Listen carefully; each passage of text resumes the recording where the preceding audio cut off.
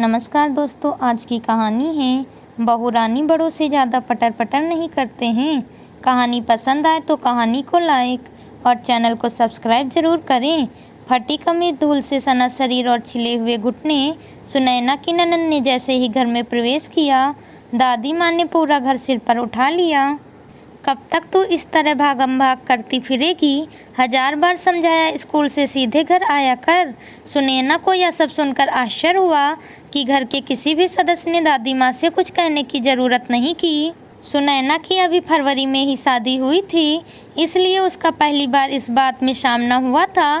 फिर भी एक दिन की बात है, सुनैना किचन में खाना बना रही थी। उसने सुना दादी माँ सासू माँ को ऐसे डांट फटकार लगा रही थी जैसे सासू माँ कोई दूध पीती बच्ची हो। दादी माँ के इस व्यवहार से सुनैना बेहद ही रुष्ट हो गई। सुनैना ने सोचा, मेरी सासू माँ ने मुझसे कभी ऊंची आवाज़ में बात नहीं की। मैं जिस दिन से इस घर में आई उस दिन से सासू माँ ने मुझे बेटी जैसा प्यार किया, जिसने मुझे एहसास तक नहीं होने दिया कि मैं इस घर की बहू हूँ या फिर बेटी। उस पार्वती जैसी सास को इतना अन्याय सहना पड़ रहा है। मेरी सासू माँ के ऊपर यह अभद्र व्यवहार मैं बर्दाश्त नहीं कर सकती। एक दिन सुनैना आंगन में धूप सेक रही थी। उसकी ननद नैना स्कूल से दौड़ में फर्स्ट प्राइज लेकर घर आई। खुशी में नैना ने भाभी देखो मेरा प्राइज कहकर उसे गले से चिपका लिया। सुनैना ने उसके माथे को चूमते हुए शाबाशी दी।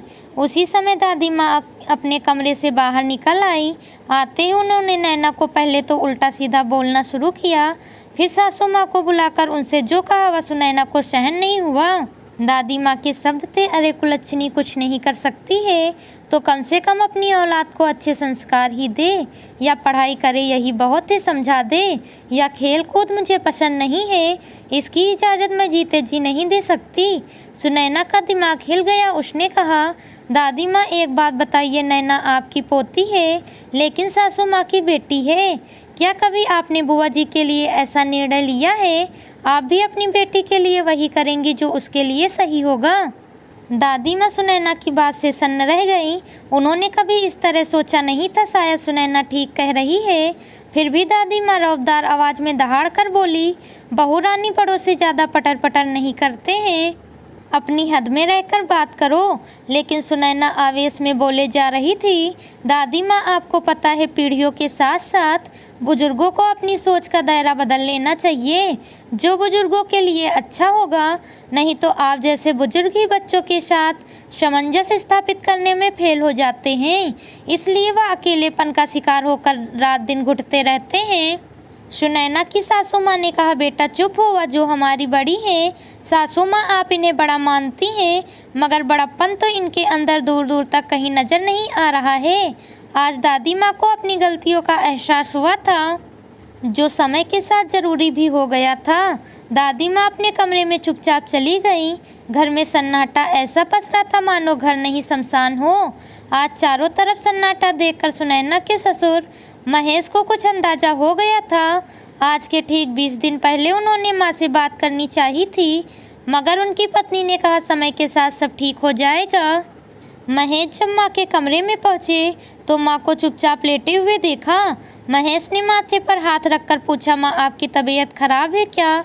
माँ घूरते हुए बोली, मेरी तो ठीक है, मगर तेरी तबीयत खराब होने वाली है। माँ के कहे शब्दों को महेश समझ नहीं पाया। वह माँ को अपलक निहारता रहा। माँ बोली, अपनी पत्नी को आवाज़ देकर बुला।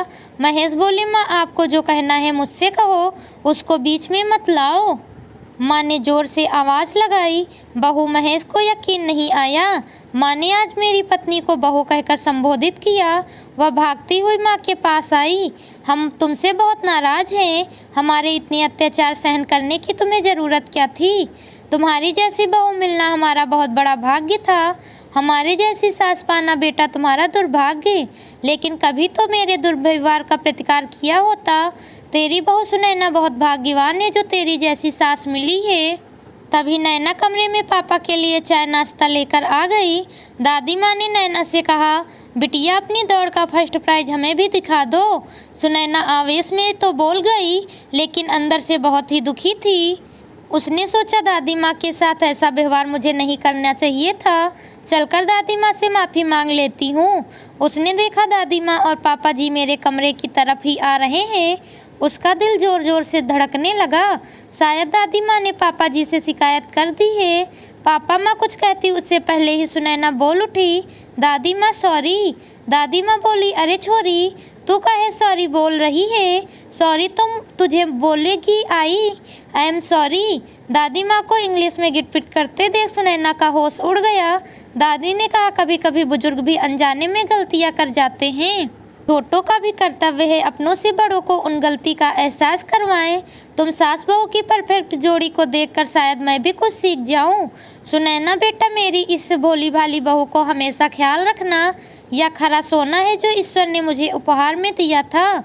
तभी पार्वती सासू माँ के आंखों में आंसू भर कर बोली, माँ आप मुझसे पहले की तरह ही बात करिए। आपका इस तरह इज्जत वाला प्यार पराया सा लगने लगता है। सभी ठहाका लगाकर हंसने लगे। सुनैना को पहली बार अपनी सास का खिलखिलाकर हंसता हुआ चेहरा देखकर बहुत सुकून मिला था। आज 3 पीढ़ियों की सोच और विचार एक साथ मिल गए थे। सुनैना ने दादी माँ के साथ ही सासू माँ की थाली परोसी तो पार्वती बोल पड़ी, सुनैना बेटा मैं तेरे साथ खाऊंगी। दादी माँ ने हंसकर कहा, मैं अपनी बहू के साथ? और तू अपनी बहू के साथ खाना खाएंगे? तू अपनी बहू को प्यार करती है तो मैं भी अपनी बहू को प्यार करती हूँ। हाँ, यह बात अलग है, मेरा प्यार जताने का ढंग जरा तुमसे जुदा है। पार्वती जोर से खिलखिलाई और सुनैना अपनी सासू माँ की आंखों के पोरों से लुढ़कते आंसू को अपनी उंगलियों पर पोंछने लगी। पार्वती ने सुनैना से कहा, बेटा पहली बार इतना प्यार देखा है इसलिए समझ नहीं आ रहा है हंसकर या रोकर तुम्हारा शुक्रिया करूं। तूने मुझे आज इतनी खुशी दी है जो मैं शब्दों में बयां नहीं कर सकती। तो मेरी बहू, मेरी बेटी और सबसे अच्छी दोस्त के साथ हमराज भी है। ईश्वर तुम्हें हमेशा ही खुश रखें। मेरा बेटा बहुत ही भाग्यशाली है जो तुम्हारी जैसी पत्नी जीवन संगनी के रूप में मिली है। पार्वती का स्नेह के वशीभूत होकर ही सुनैना ने दादी माँ से पंगा लिया था।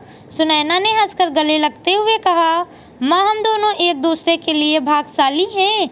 दोनों के प्यार को देखकर महेश मन ही मन ईश्वर को धन्यवाद देकर बोले, कौन कहता है सास और बहू कभी भी माँ बेटी नहीं बन सकती हैं? इरादा नेक है तो सब कुछ मुमकिन हो सकता है। कहानी पसंद आई हो तो कहानी को लाइक और चैनल को सब्सक्राइब जरूर करें। मिलती हूँ आपसे अगली कहानी के साथ। Please subscribe channel.